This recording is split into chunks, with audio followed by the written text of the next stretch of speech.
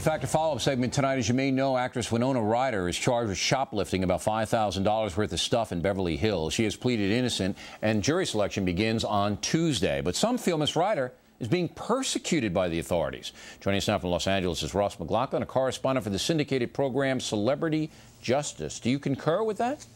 Well, she's being prosecuted, definitely, and being prosecuted harshly. Our investigation showed that out of all shoplifters last year arrested in L.A. County, none was treated as harshly as Winona Ryder. She's got 3 felony offenses filed against her.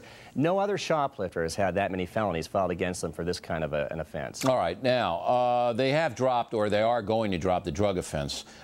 Your research that has been passed along to me, you got 4954 cases were not prosecuted to the full extent of the law out of 5,000. Why do you think they're making an example of Winona Ryder? Well, what has happened with the case of Winona Ryder? Out of 5,000 felony grand thefts filed last year, there was no other shoplifter had 3 felony offenses filed against them. District Attorney's Office told me, well, that's because she wasn't shopping at Target, she was shopping at Saks, indicating to us it was the high amount of the goods stolen that justified the charges. So we looked at police arrest records in Beverly Hills at expensive stores like Saks and Neiman Marcus, and in none of those cases was anyone facing 3 serious felony offenses such as Winona Ryder is facing right now. And some of those people indeed had been accused of stealing as much or more in terms of the total value of the goods. Just because society doesn't do what perhaps it should do, in the sense of punishing people who shoplift, because it's an enormous problem. We all pay for it. People get, stores mark things up to make up for the losses of people stealing, and we have to pay more.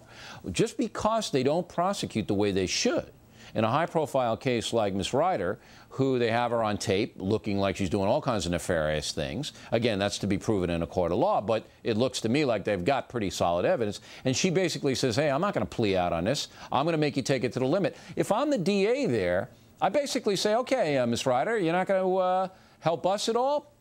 Well, take your chances. Well, what makes this case unique is that, and the former DA told me, Ryder, that when it's a case of a celebrity, it's taken off of the assembly line, and it's handled differently. Sure. And what we was set out to do was to show, is equal justice being meted out here? Is Winona Ryder being treated like any other individual who'd been arrested for the alleged same crime? And we found that that's not the case. She was singled out. But what if it was, that's a very interesting argument, but what if the other cases are not equal justice? You see what I mean? What if letting someone get away with a slap on a wrist for stealing is not really what the law provides for? And what if they're just trying to get it right for Miss Ryder? Well, does that make it right to make an example out of a celebrity? Yeah, I mean, look, it makes it right if you do the crime and they choose to punish you to the full extent of the law. I don't think you have any whine on it, you know? If she's guilty. Now, if she's innocent, obviously, all bets are off. No one is suggesting that inappropriate charges have been filed against Winona Ryder. All we're saying is, in the no-spin zone, according to what the statistics show us, is that Winona Ryder has been treated unlike any other person. I think accurately, if you want to be a no-spin kind of guy, Mr. McLaughlin, and I think you do, they haven't been consistent. They haven't been consistent in Los Angeles, okay? Right. Fair, I'm not going to get into fair because, again, I think it's a disgrace that they let off 4954.